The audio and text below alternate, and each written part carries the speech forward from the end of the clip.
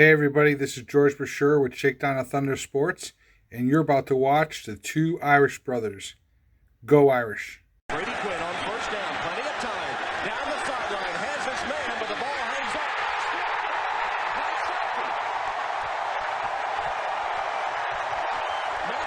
up. How's it going, everyone? I am Sean Moriarty, and this is the Two Irish Brothers Show. Now, you guys know the drill. Hit that subscribe tab in the bottom of the right-hand corner. Like or dislike the video for the algorithm purposes. And always make sure that you have that bell icon on so you are always notified when Ben and I release new material or go live on this channel. So do all of that right now.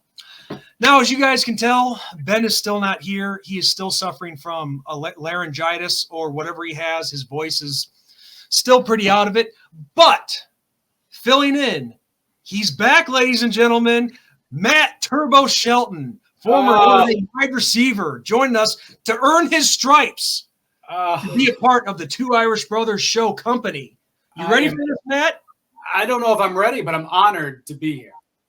Well, it's an honor to have you back, and thank you for coming in and taking me up on my suggestion. Because, like I told you, my wheels get turning with ideas. Just a few days ago, you were on here promoting your new book, and this is another opportunity to do that if you think about it. 2-for-1 special, kind of. Exactly. Same week. Yeah, and thank you so much for joining us. I mean, you've really bent over backwards for us this past week and setting up the interview and agreeing to do this. And I really wish my buddy Ben could be here because it's the Two Irish Brothers Show, not the Lone Irish Brothers Show. But Ben gave me his blessing to go through with this, and I know he's going to love it. And hey, this may not be the last time that we have you on, so I know he'll get a chance to talk to you. Sounds good. Sounds good, man. So, like I said, it's time for you to earn your stripes since you agreed to do this. So let's before we get into this week's game, the season opener of 2024 against Texas A&M, let's take a little trip back in history. So Texas A&M, Matt, we have some history with them. The last time that Notre Dame won a major bowl game, it was over the Texas A&M Aggies in the 94 Cotton Bowl. We had also beaten them the year before in the 1993 Cotton Bowl. But let's go a little further ahead in time. 2001, it was your first year at Notre Dame. You guys got to travel down to College Station, that was the last time we played the Aggies. Yep. And you would know more about this than I would, but that was a pretty rough day at the office because the Aggies got the better of us that day, 24-3. Yep. It's a theme for back then towards the last bit of Bob Davie and last bit of Tyrone. As teams tended to get the better of us. I did not travel to that game as I was redshirting, but it was not pretty to watch when I was on campus watching it with my other teammates who did not travel. It is tough the next week because coaches need to motivate you and for lack of a better phrase or term, you need to crack that whip and get you going again. And they did. Well, and I'm sure players, coaches, whoever, they're not exactly none of you guys are thrilled or upbeat after a bad loss like that. Oh, no, not at all. And, and that's a funny thing after an away game win, that plane or that bus is rocking. People are chatting. They're having fun. Everyone's in a good mood. If you lose, though, you're not allowed to talk to anyone. You can barely make eye contact with anyone, or else you are getting chewed out and probably have to run the next day extra just because you think it's okay to lose a game and celebrate afterwards. So yeah. Quiet bus on the way home or plane on the way home. Well, I remember that from my high school days. A loss, especially on the road, was never fun, man. I can tell you. The worst. But you know what? It's a new year for the Irish now. We get a chance to avenge 2001, and we get to go back down to Kyle Field this year and kick off the season. And well, you know this as well as I do, Matt. They call it the 12th man for a reason. Very loud stadium. Doesn't matter what kind of an A&M team it is that year. If it's a losing season, winning season, that crowd's going to come there to rock the house down. That's for sure. Yeah. It's an amazing place to play at from what I've heard. and that environment's going to be rocking. It's going to be a night game, Kyle Field. We better have our chin straps buttoned up and our shoelaces tied because it's going to be bring your lunch pail to work day. Oh, yes. And with Notre Dame, I mean, I know people have their opinions about the AP poll, but hey, the way I see it with the AP poll, you got to start somewhere with the rankings. But Notre Dame starts in at number 7, Texas A&M at number 20. Both of these teams, they really have something to prove, especially Coach Freeman. He's in his 3rd year with the Irish. And I got to say, each year he's gotten better so far. Go from 9 wins to 10 wins last year. And we all know the saying with coaches in their 3rd year at Notre Dame. Yeah. But of course, it's a different era of college football. So I'm not going to get ahead of myself, and I don't think you should either. We should never get ahead of ourselves. But if it's not in the back of your mind as a Notre Dame fan, I think you're tricking yourself because of course. there's been a pattern. Yes, you're right. Absolutely. But I don't think it's going to happen with this guy. I mean, everything you hear coming out of camp, everything you hear about him as a person, as a motivator, as a coach is phenomenal and off the charts. And I don't see us slipping like we've done in the past in year 3. I got to say it right away. Yeah. I mean, there's something about Marcus Freeman, and I've said this to Ben many times in recent videos this past year, and ever since Marcus Freeman's been our head coach, there's something about him where he has the perfect balance as a coach. He is a player's coach, but he's also that disciplinarian that you need to have as well. So he gets on his players, but he doesn't make them afraid to come and talk to them like, some coaches are, where a player, once they get off the practice field, they're like, I'm not talking to this guy anymore. No more than what I have to. That's a balance that is not easy for a coach to find. And the fact that you find a coach who loves Notre Dame like Marcus does, that bodes well for the future, because that's a coach that players want to play for. Because you want that coach who's going to guide you in life, who's going to teach you, make you a better player. He's going to get on you and correct you. But these days it's changed. You got to have that personal side of things, because that's who players want to play for nowadays. Back in the day, there weren't many of those guys out there. Yeah. I know. They back in the day, it was very hard nose all across the board with the coaches. That's for sure. Every up and down. Yeah. So getting into this year's Texas A&M team, we've got connection central across the board here with Notre Dame and Texas A&M. So we have, and it all starts with Mike Elko, and you can even throw Duke into the mix as well, which you know where I'm going with on that. But we got Mike Elko, who used to be the defensive coordinator at Notre Dame. He finally got his head coaching chance when he was at Duke. He coached Riley Leonard, who is now our starting quarterback, and which was just officially named as a starter, even though we already all knew it. And now we've got Riley Leonard playing against his former head coach. And going back around, Mike Elko, his specialty is obviously defense. So he's going to know how to attack our defense, what exactly we're about, even though obviously things have changed a little bit with a new staff under Marcus Freeman and so on. Mm-hmm. So, I mean, you could just keep going around and around and around and around. And even what's his name? RJ Oben, defensive end that came to Notre Dame from Duke. So, see what I'm talking about? Yeah. It's crazy. And I think Texas A&M has 2 Duke transfers as well. So they've got Dukes on their side as well, and we got a couple Dukies on our side. I think ours are better, though. I think so, too. I second that. Because I'm with our guys 100%. I'm always going to say they're better, of course. So the bottom line is connection after connection after connection here, which makes this game even more intriguing.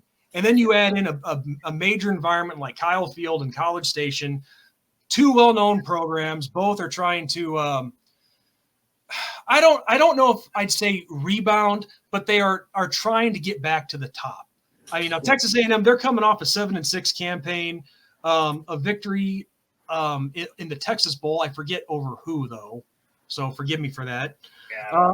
And then of course we're coming off a big win in the Sun Bowl, which I know what people are going to say. Well, guys are sitting out and blah blah blah blah blah. Well, you know what? In my opinion, that Sun Bowl showed just how deep we are on the depth chart with talent. Agreed. It shows we have guys that can come in, step in, and be just as good as who the starting guy is. Yeah, and I mean 100%. I mean, you got Angeli last year that absolutely blew the doors off the barn and lit it up in the bowl game, and now he's our backup. That's a phenomenal backup to have, and you got Carr behind him as well. So I think our quarterback room is stacked with the experience of Leonard. Oh, and let's not forget Kenny Minchie either. I mean, that kid. Yeah, thank you. Yes, he has, even though he hasn't seen a lot of time, he has the mechanics to be a good player. 100%. He's like you said. There's depth, and it's talented and it's deep. Yeah, good problems to have. Yeah, I agree wholeheartedly. Absolutely, 100% agree there. So, breaking this game down the best that I can, because as I've told you off camera, and I've told everybody else this, Ben and I both have over the years, we're not X's and O type kind of guys. We're not going to draw you up a play on the chalkboard or anything, but we're going to be honest with you, and we're going to give you the absolute best assessment that we can of our opponent.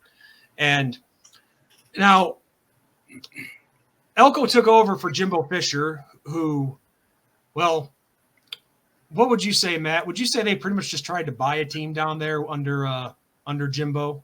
Yeah, they tried to buy a team before you could actually buy a team. They were doing shoe boxes of money and doing some things they shouldn't have been, and just didn't quite pan out like it does at other places. I mean, it may be legal now, but I'll tell you one thing: just because you buy players doesn't mean they're going to mesh. Lord, no. And look, here's the thing. You talk about recruiting services, and I love following recruiting. It's fun to watch. It's like fantasy football. Who are we going to get? Who's on my team? A 5-star guy is great to have. But a 3-star guy, a 2-star guy is just as valuable. It all depends on the development. If the 5-star guy gets to our program, he's not developed properly, those stars don't matter. Yeah, he's going to have the talent, but if a coach doesn't raise that bar for him and get him closer to his ceiling, it doesn't matter how many stars you got. I mean, look at Samardzija. Samardzija was one of the best wide receivers at Notre Dame history. He was a 3-star guy, nothing special, but he had good development there. He had the hands, they're phenomenal. He had the work ethic to get it done. And Willingham's staff wasn't really necessarily developing everyone, but he got developed. Trent Miles was a good coach when he came to X's and O's. He knew how to get players prepared to play a wide receiver, and that's what matters. Exactly. And the way, maybe this isn't exactly right, but the way I've always seen stars is this. The only difference between a 5-star and a 3-star guy is that 5-star guy, you're most likely going to see him on the field right away. The 3-star guy, you could see him on the field, but he's going to take some work. Yeah, exactly. You got to develop it. But you are 100% correct, I believe. And those 5-star guys are going to see the field earlier. Yeah. But again, if they're not developed, they're not going to be out there that long. Someone's going to be coming up. One of those 4-star guys are going to jump them at some point because they're actually putting in the work and getting coached up somewhere else. Well, and I'll add this too. I'm not saying those 5-star guys aren't hungry or anything like that, but think of how hungry those 3-star guys are. Oh, a lot of the times these guys are written off before they even hit the field. Yeah, which is unfair, but that's just how it goes with critics sometimes. 100%. But going back to the game itself, in my opinion, this game is going to start in the trenches, like a lot of games do. There's been a lot of questions with our offensive line since Charles Jagasaw, who actually is a local product nearby me and from Rock Island, Alleman, injures his shoulder. He's out for the year. Yep. Which that definitely was a blow for our offensive line because seeing that kid play in the Sun Bowl, he was ready to make some big strides, and I feel so bad for that kid. Yeah. But this is one of those moments like I'm sure you talk about in your book where it sucks, but it's like, okay, let's get motivated. Let's come back even stronger. Yeah, 100%. It's next man up mentality. That's sports in general. It's always next man up, next woman up.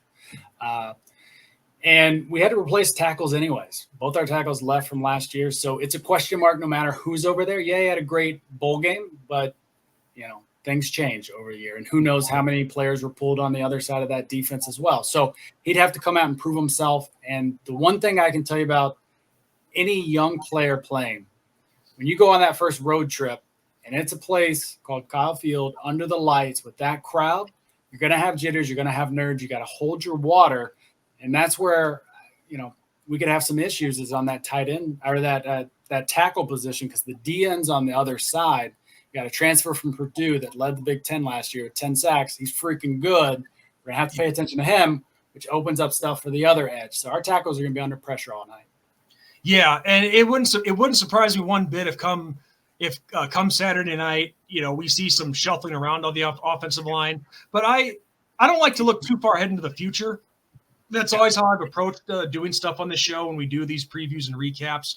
But it wouldn't surprise me one bit if we saw some shuffling around the first few games of the season, just to try to find that right combination.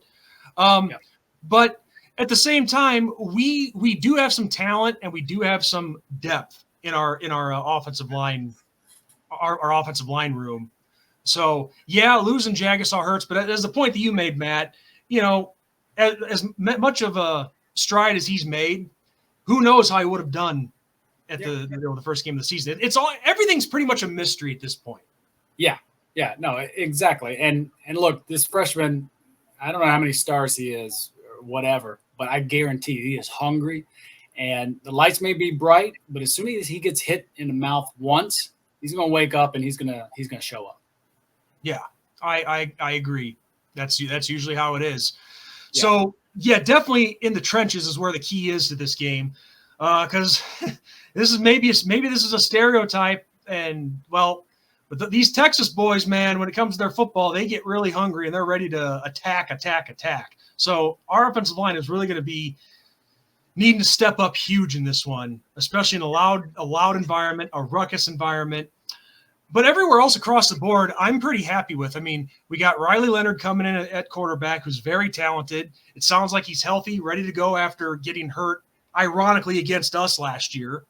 Yep. And, you got a pretty deep running back room. I mean, yeah, it sucked that Jabron went down, but more opportunity for Jeremiah Love and Jadarian Price. And I forget the names of the two freshmen that are behind them. Ooh. Anais Williams, I think, is one. I think Kendron Young. Kendron Young. Yes. That's right. So thank you, because I went blank there. So thank you. I did too. I'm not the best with names all the time either, so don't worry about it. But bottom line is we got some new faces galore, and this is where we have a chance to see the hungriness come into play. Tight end stacked there: Mitchell Evans, Eli Raridan, Flanagan, and then. When we had all these guys transfer out last year from the receiving core, but this is the one pro that I like about the transfer portal is you can replenish that. Yeah, getting a guy like Chris Mitchell, like Bo Collins from Clemson, along to go with all the young stars that you currently have in Jordan Faison, Jaden Thomas, who's been tearing it up. I love this guy's name, Jaden Greathouse. Yeah, that's a good name. Yeah, very much so. And then I think Cam Williams is coming in this year as well. So, and then you still have the veteran experience of a guy like Deion Colsey, who maybe hasn't flashed as much as people like to. But the bottom line is you got experience and you got talent here, because you got so many people panicking about, we don't have the big receiver. We don't have the big receiver. Geez, give these guys some credit, will you? Yeah. Yeah. We may not have a big receiver, but we got tight ends that move like receivers. Pretty friggin' close. When you look at our guys, and the youth you mentioned and the transfers, the biggest thing you're going to worry about is just chemistry with the quarterback, is timing. That's going to be with anyone that comes in, but we've got a new quarterback. We've got new receivers. It's all about timing. And I'm sure they have been busting the butts in the summer to fix that timing. I anticipate there to be some bumps in the road with their timing and not being on the same page. But now with these new rules where quarterbacks can have a coach in their ears and you can tell them the play in your ear and coach them up a little bit, that's going to be a tremendous help to us getting receivers in the right position. That's going to take a little pressure off them, because I'm telling you, when you're in the huddle and that quarterback is talking to you, you hear what position you're at, and then you're trying to figure out what he's saying as he's saying it and where you go and what you have to do. It all happens just like that. It's not the easiest thing in the world, especially when you're new and you're worried about chemistry with your new team, your new receiver. So the fact that we've got coach in the quarterback's ear who's helping him, who's also new, and helping the other guys get in the right position, I think that is a huge benefit this year that a lot of teams are going to benefit from. Oh, absolutely. And we were just talking about it in the interview that we did with you this past weekend. Yeah. watching that Georgia Tech Florida State game in Ireland, seeing these rules come into effect, like the quarterback microphone being in there. They even said it during the game. The days of the big posters and whatnot on the sidelines. Oh, and the be gone. Baseball signals and all that. Yeah, yeah, it's all gone. Yeah, the stuff that screws with your mind a little bit, I'm sure. Oh man, they were fun though. Okay, all right, I'll give you that. I'll give you that. I'm just saying, if it was me, it would frustrate the hell out of me having to pick all that stuff up. Like, no, it is, but again, it's as I said in the interview the other day. Like when you get into it and you learn that playbook and you learn the schemes and the systems and the concepts, the hand gestures go with the concepts. They all make sense and tie together. Coaches do everything for a reason, so the hand signals are actually very easy once you know the plays, and it just takes time. And the best thing about being a team is if I don't know, I look over at my other receiver and he gives me a signal that I'll recognize or understand what to do, or just yell it at me and I'll figure it out as I go. I guess I don't give it enough credit then. Oh man, I remember Charlie Weiss brought over one thing, hot adjustments, and literally this is a hot adjustment. I'm sitting here, blue 42. He looks at you and just goes like that.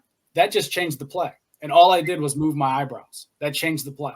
There's little things like that happen in a game that fans aren't aware of and have no idea what's going on, but they work on it every freaking day. So I expect these guys to come out tuned up, ready to go, and in a better position than most that are brand new to a team because you've got coaches in your ear. That's interesting. That I didn't realize it, but of course, even though there's a lot of intangibles involved, you can actually hear like from someone like you who's done it. It brings a whole new element of reality to it, I guess, for lack of a better term. For sure. You can actually hear more like more inside info about it and how it works. Yeah. So yes, with Texas A&M, again, I'm not overly familiar with them. I don't follow them like a lot of other people do. Yeah. I just know that Muhsin Muhammad, former wide receiver for the Bears, and I think he played for the Panthers. His kid, Muhsin III, plays on the team. Their starting quarterback is Connor Wiegman, a redshirt sophomore. Yeah. And I'm waiting for the stuff to pull up here, but I don't think he's taking any snaps. I looked at no, Wiegman started last year. He started 3 games, then got hurt versus Auburn in the 4th game. So I don't look at the 4th game. I look at the first 3 games. He threw for 236, 336, and 337. But the teams, the competition was New Mexico, Miami of Florida, and Louisiana Monroe. His completion percentage for all of those was around 75%, which sounds great. But if you take out and you just look at the competition, which is Miami, he had a 58% completion percentage. And he threw for 336. He had 8 touchdowns, 2 picks, ran for 2, a little bit of a dual threat. So I like him, but he's unproven as well. And those lights are still going to be big for him. And A&M's really blowing him up and saying he's the next coming of Christ and whatnot. But he had 3 games and he looked phenomenal, but only one of those games was real competition, and his completion percentage was definitely taking a hit because of the talent that was across the way from him. So we'll see what happens. Well, I just made the right decision, and I went to ESPN where all the stats are, because I was on something else where they had no stats. No, that's not helpful. Well, usually because when we do these previews and recaps, we have the stats up already, but I was on the wrong website. Look, what I just rattled off, all memory. I hope it was correct. Man, when I talk about earning your stripes, you are becoming an honorary true Irish brother. Thank you. Sure. Thank you. Great job, Matt. You're working on it. Well, so yeah, it sounds like they have A&M has a pretty good offense, but where they're really going to shine, like we were talking about earlier, I think is their defensive front 7. Yeah. Because they pretty much return just about everybody. Again, they have, with the exception of the guys that came over from Duke. So that's going to be something where, like I said, it goes back to the trenches. These guys need to step up, give Riley some time to throw. And thankfully with Riley, he's like a lot of quarterbacks we've had recently, with the exception of maybe Jack Cohn and to some degree even Sam Hartman. Yeah. But a lot of quarterbacks that we've had in recent history, they're able to get it done with their legs too. And we definitely know that Riley can move. Exactly. It's going to be an exciting part of the game to watch is his creativity after the snap. I mean, that's always fun. I mean, that's Caleb Williams out at USC now with the Bears. That's something you like to watch. That's intriguing. And he brings a different type of mobility than a lot of the quarterbacks we've had recently here in the past. Yeah, exactly. And, you throw around all those weapons, as I mentioned, around him, which, Coach Freeman being able to replenish that receiving core, I think it's going to be a good night for Riley. But it's going to be a dogfight in this one for sure. Yeah. And before I forget, going to our defense. Yeah. In my opinion, even though we've lost a couple of guys, I think our defense is going to be better this year than it was last year. I think it has that potential. And look, from the homework I did for 10 minutes before we talked today, here's what I can tell you. The weakness of that offensive line for A&M is the middle. And I think that's one of our strengths. We've got some big dudes in the middle who are quick and shifty, the ones that are on the smaller side. And we've got some strong middle linebackers and some jack linebackers who will be able to fill those gaps. I think that plays into a part of our strength. I really don't know how many weaknesses we have on defense. Yes, you got to replace guys, but we've had depth. We've had development. That's one thing I have noticed with Freeman and his staff is they do develop guys. It's next man up mentality. So that's why when our tackle goes down, I'm not that worried. Yeah, he's a freshman, but he's been there for a little bit, and he's got a phenomenal line coach and guys around him that are willing to show him the ropes and teach him the technique and improve him, not just from the coaches. I guarantee you almost every day after practice, since that guy found out he's going to potentially be the starter, he's been hanging out with every single senior vet he can find, listening and working during meetings and after practice, putting in that extra time, guaranteed. Oh yeah. And with weaknesses, if you want to call this a weakness, the only thing that I could find on our defense is we did have a veteran corner that did go down. Not like, and I don't mean like Benjamin Morrison or Jaden Mickey, but someone else who was, kind of like playing that Cam Hart kind of role. It was nickel, Yeah, he went down. So I would definitely expect to see some of the young corners that we have coming in, some freshman corners playing. But hey, you know what? Ben was a freshman too when he started. And he did. And you got to question that safety. You got to replace DJ Brown. You've got Xavier Watts back there. He's going to be phenomenal. We know that. Mm-hmm. So we got to replace his counterpart. And I don't really have worries about that. Yeah, I'm sure there's going to be missteps. There always are. But at the end of the day, I think we got enough depth to fill the gaps that were left by guys moving on. Oh, I think so. And that's just where it comes down to, coaching. If you coach these guys if you coach these guys up well enough, you have nothing to worry about. It's just like the guy steps in. Oh, it's almost this next guy steps up. It's almost like the other guy never left. Exactly. But the good news on that front is, I would say from my 10 minutes of research, it seems like the wide receiver core for A&M is not necessarily the strong suit either. So they've got some things to prove on that end. Mm-hmm. And we've got a strong defense. I think that plays well. On offense, I feel like we should open the game with a quick screen because here's what I'm telling you is those defensive ends are going to be flying off the edge. They're going to be hungry, excited, under the lights. This new guy from Purdue, I forget his name, he's going to want to show out. He's fast. He comes off the edge hard. I think we need to slow them down. We need to slow them down often. The way you're going to slow guys down is with draws and screens. That's usually the way to call. That's my call for play of the game. Just listen to me, Marcus. That's probably the way to go. Coach Freeman, if you're listening, this is an alumni. What he's over there somewhere. Yes, that's the thing with the camera. You're backwards. It's like when you're in a mirror. Yeah. Listen to this guy, Marcus. He's an alumni. He played for Notre Dame. He's worth giving a listen to. But I'll tell you, if I ever found out that Marcus Freeman listened to this podcast, I'd flip my mind, man. That'd be so awesome. So I doubt I'm gonna burst your bubble. During the season, I doubt it very much. In the off season, there's potential.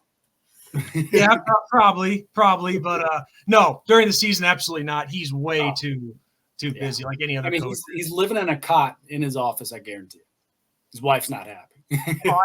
I've heard some stories about various coaches doing something similar where they're up watching film all night, getting a power nap in their office, and But with that said, again, big game to start the season. This is the our favorite part, and I'm sure it is for the audience, every single preview, score prediction time. Now, since you're the guest, Matt, you get the honors of going first on your prediction of the score in this game. I think it's going to be a very similar game than the one we saw the other day with Florida State and Georgia Tech in Dublin.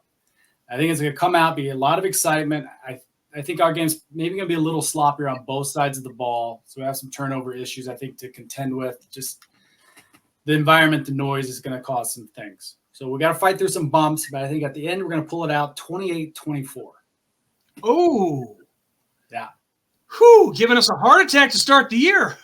You've watched Notre Dame football for, 40 years? You know that we like to bump the ratings up by making things close. Oh, yes. I'm not going to lie to you. I watch a lot of games with my dad and my brothers, and all the close encounters we've had with I'll tell you this real quick. I was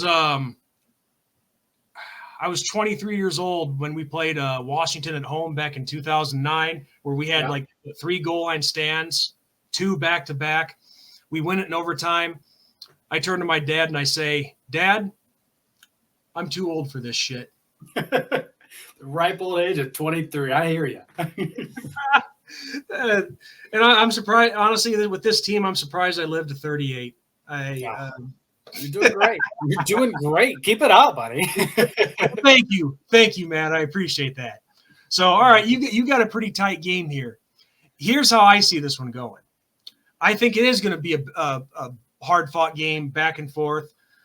But I think late in the game, I think we'll be up by either a field goal or a touchdown. This could go either way, but we're up by a score.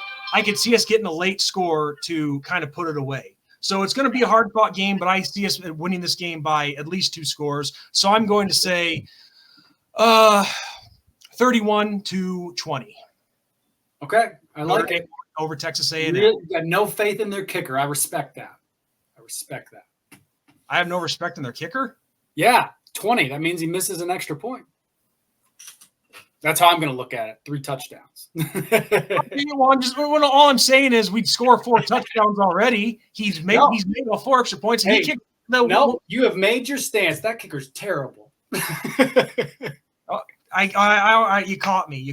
Jeez. No, I'm just kidding. There's other ways to get to 20. I'm just messing with you. I know. If you thought I took that seriously, you are out of your mind. We laugh all the time, and Ben and I, we screw with each other all the time on here. And you got to. But no, I could see that it could either be us up by a field goal and we score a touchdown, or us up by a touchdown and we get the field goal to kind of get some breathing room at the end. Hey, at the end of the day, I hope your prediction's right and mine's wrong, because I'd rather have a little more of a stress-free Saturday. Well, I'd rather us just win by like 3 or 4 touchdowns, but I can't count on that. That's good. I agree. And the only reason I'm so close is I think we are going to have some communication issues we have to deal with up front. I think that puts us down by maybe a touchdown, because I think, look, I'm just telling you that the environments are loud. When they're loud and you've got a freshman on an end who's going against a player of the year or whatever the heck he was at Purdue last year, that's a tough matchup for him. So I think there's going to be some setbacks we need to fight through. I think we overcome them, and that's why I put it a little closer. But, Lord, I hope you're right. Yeah, that's the logic. I don't know if it's smart, but that's what I'm thinking. Well, that's the thing. It doesn't matter who you are. You're going to have close games. They happen. Things don't go always how you want them to go. Yeah. But like you said, there could very well easily be some communication issues, and you do have a stud that you're going up against who's very well established, and well, the matchup kind of exposes itself sometimes. Exactly. And we'll see. But the good news is we have a coaching staff that is smart. And if they see something like that happen, they're going to fix it. And that's why I say we're going to fix it, because they're going to correct it, and they're going to have a running back chip or put a tight end on the slot over there right behind him. They're going to give him extra help if he needs it. And they'll probably start him off with a little extra help to get him comfortable. Oh, yeah, probably so. That seems to be good logic. And, just ease him into it, and and as far as the defensive side of things go, he's done a pretty good job so far. But in this matchup, I hope Coach Golden's job is as good as his name.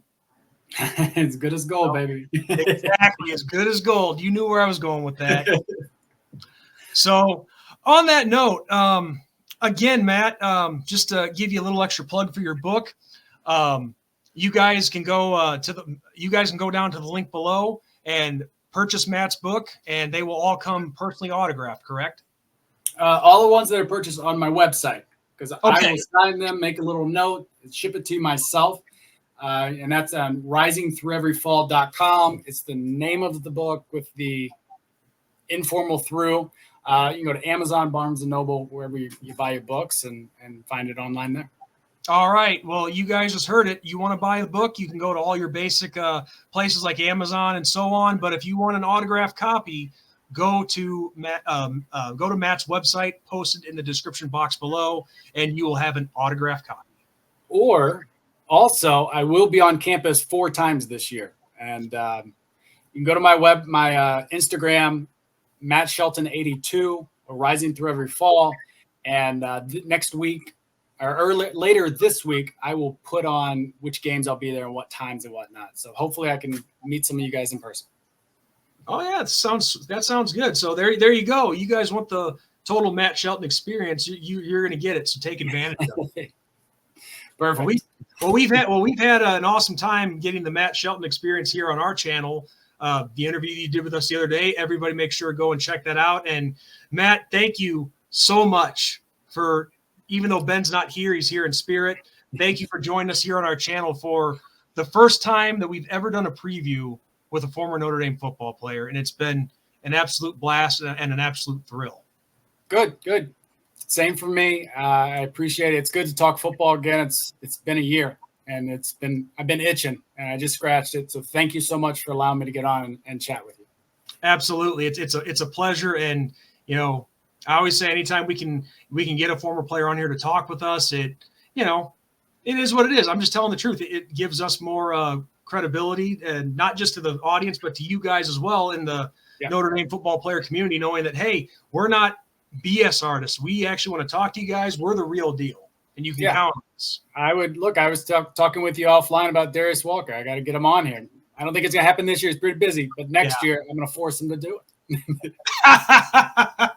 Well, now don't torture him now. I'll twist his arm if I have to. I don't care. He'd probably be like, man, what do you got me talking to these Sean and Ben guys? No, Darius is one of the best dudes you've ever met. If he's got the time and can figure it out, it'd be a good talk.